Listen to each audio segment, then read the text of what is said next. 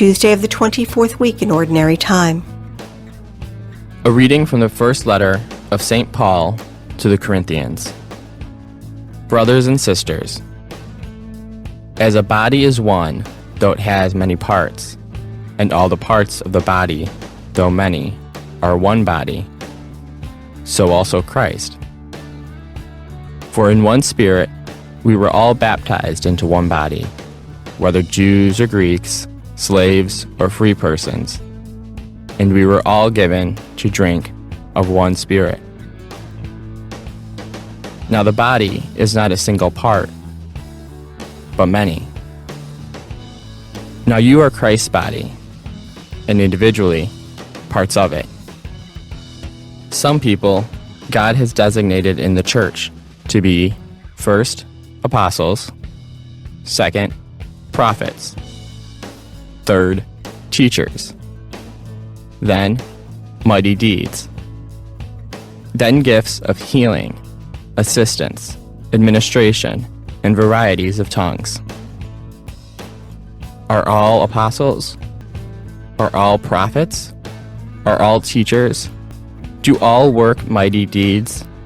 Do all have gifts of healing? Do all speak in tongues? Do all interpret? Strive eagerly for the greatest spiritual gifts. The word of the Lord. The responsorial psalm. The response is, "We are his people, the sheep of his flock." Sing joyfully to the Lord, all you lands. Serve the Lord with gladness. Come before him with joyful song. We are his people, the sheep of his flock. Know that the Lord is God. He made us, his we are, his people, the flock he tends. We are his people, the sheep of his flock. Enter his gates with thanksgiving, his courts with praise. Give thanks to him, bless his name. We are his people, the sheep of his flock. For he is good, the Lord, whose kindness endures forever, and his faithfulness to all generations. We are his people, the sheep of his flock. A reading from the Holy Gospel according to Luke. Jesus journeyed to a city called Nain, and his disciples and a large crowd accompanied him. As he drew near to the gate of the city, a man who had died was being carried out, the only son of his mother, and she was a widow. A large crowd from the city was with her. When the Lord saw her, he was moved with pity for her and said to her, "Do not weep."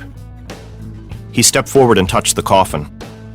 At this the bearers halted, and he said, "Young man, I tell you, arise." The dead man sat up and began to speak, and Jesus gave him to his mother.